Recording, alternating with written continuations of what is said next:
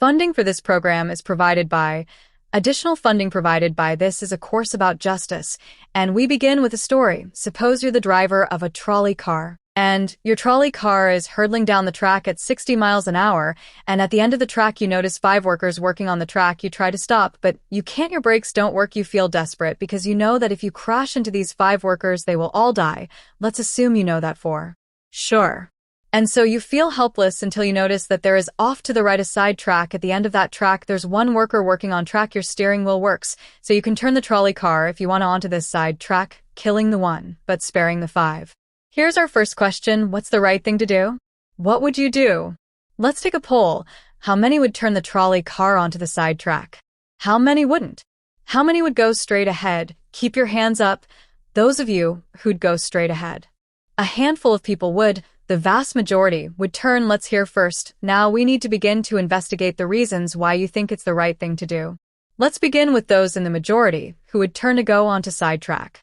Why would you do it? What would be your reason? Who's willing to volunteer a reason? Go ahead, stand up. Because it can't be right to kill 5 people when you can only kill 1 person instead. It wouldn't be right to kill 5 if you could kill 1 person instead. That's a good reason. That's a good reason. Who else? Does everybody agree with that reason? Go ahead. Well, I was thinking it was the same reason. It was on September 11th. We regard the people who flew the plane into the Pennsylvania field as heroes because they chose to kill the people on the plane and not kill more people in big buildings. So the principle there was the same on September 11th. It's tragic circumstance, but better to kill 1 so that 5 can live. Is that the reason most of you have? Those of you who would turn, yes. Let's hear now from those in the minority, those who wouldn't turn. Well, I think that same type of mentality that justifies genocide and totalitarianism. In order to save 1 type of race, you wipe out the other. So what would you do in this case? You would, to avoid the horrors of genocide, you would crash into the 5 and kill them? Presumably, yes. Okay, who else? That's a brave answer. Thank you.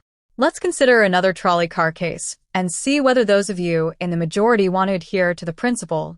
The second one, I guess, involves an active choice of pushing a person and down, which I guess that person himself would otherwise not have been involved in the situation at all, and so to choose on his behalf, I guess, to involve him in something that he otherwise would have this escaped is, I guess, more than what you have in the first case where the 3 parties, the driver and the 2 sets of workers are already, I guess, in this situation. But the guy working, the one on the track off to the side, he didn't choose to sacrifice his life any more than the fat guy did he? That's true, but he was on the tracks. This guy was on the bridge. Go ahead, you can come back if you want. All right, it's a hard question, but you did well. You did very well. It's a hard question. Who else can find a way of reconciling the reaction of the majority in these 2 cases? Yes. Well, I guess in the first case where you have the 1 worker and the 5, it's a choice between those 2, and you have to make a certain choice, and people are going to die because of the trolley car. Not necessarily because of your direct actions. The trolley car is a runway thing and you need to make a split-second choice, whereas pushing the fat man over is an actual act of murder on your part. You have control over that, whereas you may not have control over the trolley car. So, I think that it's a slightly different situation. All right, who has a reply? Who has a reply to that? No, that was good. Who has a way? Who wants to reply? Is that a way out of this? I don't think that's a very good reason because you choose. Either way, you have to choose who dies because you either choose to turn and kill a person, which is an act of conscious thought to turn, or you choose to push the fat man over, which is also an act of conscious action. So either way, you're making a choice. Do you want to reply? Well, I'm not really sure that that's the case. It just still seems kind of different. The act of actually pushing someone over onto the tracks and killing them, you're actually killing him yourself. You're pushing him with your own hands. You're pushing, and that's different than steering something that is going to cause death into another. You know, it doesn't really sound right saying it now when I'm up here. No, that's good. What's your name? Andrew. Andrew, and let me ask you this question, Andrew. Suppose standing on the bridge next to the fat man, I didn't have to push him. Suppose he was standing over a trap door that I could open by turning a steering wheel like that. Would you turn it? For some reason, that still just seems more and more wrong. I mean, maybe if you just accidentally, leaned into the steering wheel or something like that. Or say that the car is hurtling towards a switch that will drop the trap, then I could agree with that. Fair enough. It still seems wrong in a way that it doesn't seem wrong in the first case to turn, you say, in another way. I mean, in the first situation, you're involved directly with the situation. In the second one, you're an onlooker as well. So you have the choice of becoming involved or not by pushing the fat man. Let's forget for the moment about this case. That's good. But let's imagine a different case. This time your doctor in an emergency room. And 6 patients come to you. They've been in a terrible trolley car wreck. 5 of them sustained moderate injuries. 1 is severely injured. You could spend all day caring for the 1 severely injured victim, but in that time the 5 would die. Or you could look after the 5, restore them to health, but during that time the 1 severely injured person would die. How many would save the 5 now as the doctor? How many would save the 1? Very few people, just a handful of people. Same reason, I assume. 1 life versus 5. Now consider another doctor case. This time you're a transplant surgeon and you have 5 patients, each in desperate need of an organ transplant in order to survive. On needs a heart, 1 a lung, 1 a kidney, 1 a liver, and the 5th a pancreas. And you have no organ donors. You're about to see them die, and then it occurs to you that in the next room there's a healthy guy who came in for a checkup. And he is you like that, and he's taking a nap. You could go in very quietly, yank out the 5 organs. That person would die, but you can save the 5. How many would do it? Anyone? How many? Put your hands up if you would do it. Anyone in the balcony? You would? Be careful, don't lean over too much. How many wouldn't? All right. What do you say? Speak up in the balcony. You who would yank out the organs, why? I'd actually like to explore slightly alternate possibility of just taking the 1 of the 5. He needs an organ who dies first, and using their 4 healthy organs to save the other 4. That's a pretty good idea. That's a great idea, except for the fact that you just wrecked the philosophical point. Let's step back from these stories and these arguments to notice a couple of things about the way the arguments have begun to unfold. Certain moral principles have already begun to emerge from the discussions we've had, and let's consider what those moral principles look like. The first moral principle that emerged from the discussion said that the right thing to do, the moral thing to do, depends on the consequences that will result from your action at the end of the day. Better that 5 should live even if 1 must die. That's an example of consequentialist moral reasoning. Consequentialist moral reasoning locates morality in the consequences of an act, in the state of the world that will result from the thing you do. But then we went a little further. We considered those other cases, and people weren't so sure about consequentialist moral reasoning when people hesitated to push the fat man over the bridge, or to yank out the organs of the innocent patient. People gestured towards reasons having to do with the intrinsic quality of the act itself. Consequences, be what they may. People were reluctant. People thought it was just wrong, categorically wrong, to kill a person, an innocent person, even for the sake of saving 5 lives. At least these people thought that. In the second version of each story we reconsidered. So this points a second categorical way of thinking about moral reasoning.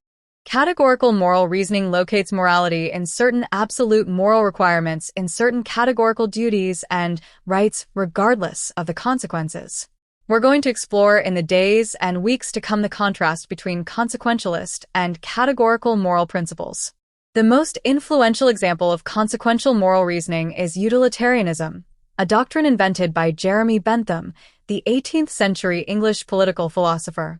The most important philosopher of categorical moral reasoning is the 18th century German philosopher Immanuel Kant. So we will look at those 2 different modes of moral reasoning, assess them, and also consider others.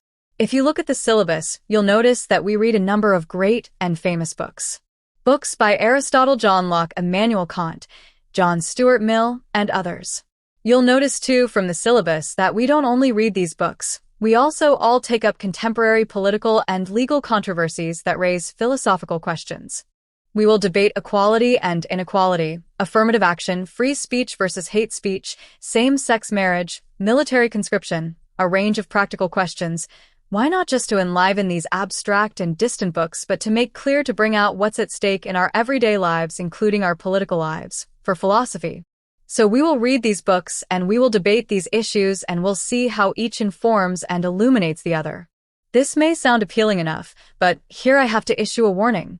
And the warning is this: to read these books in this way, as an exercise in self-knowledge, to read them in this way carry certain risks that are both personal and political, risks that every student of political philosophy have known. These risks spring from that fact that philosophy teaches us, and unsettles us by confronting us with what we already know. There's an irony. The difficulty of this course consists in the fact that it teaches what you already know. It works by taking what we know from familiar, unquestioned settings and making it strange. That's how those examples worked the hypotheticals with which we began, with their mix of playfulness and sobriety. It's also how these philosophical books work. Philosophy estranges us from the familiar not by supplying new information, but by inviting and provoking a new way of seeing. And here's the risk. Once the familiar turns strange, it's never quite the same again. Self-knowledge is like lost innocence. However unsettling you find it, it can never be unthought or unknown. What makes this enterprise difficult but also riveting is that moral and political philosophy is a story, and you don't know where this story will lead, but what you do know is that the story is about you. Those are the personal risks. Now, what of the political risks? One way of introducing a course like this would be to promise you that by reading these books and debating these issues, you will become a better, more responsible citizen. You will examine the presuppositions of public policy. You will hone your political judgment. You'll become a more effective participant in public affairs, but this would be a partial and misleading promise. Political philosophy, for the most part, hasn't worked that way. You have to allow for the possibility that political philosophy may make you a worse citizen rather than a better one, or at least a worse citizen before it makes you a better one. And that's because philosophy is a distancing, even debilitating activity. And you see this going back to Socrates. There's a dialogue, the Gorgias, in which one of Socrates' friends, Callicles, tries to talk him out of philosophizing. Callicles tells Socrates philosophy is a pretty toy if one indulges in it with moderation at the right time of life, but if one pursues it further than one should, it is absolute ruin.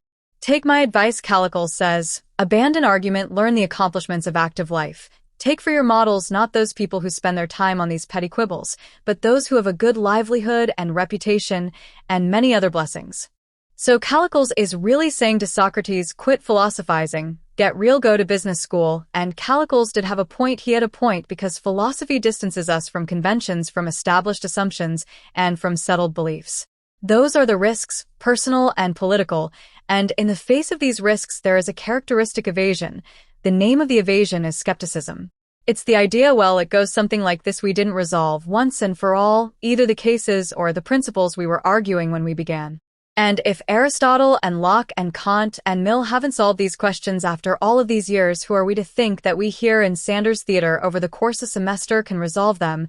And so maybe it's just a matter of each person having his or her own principles, and there's nothing more to be said about it, no way of reasoning. That's the evasion.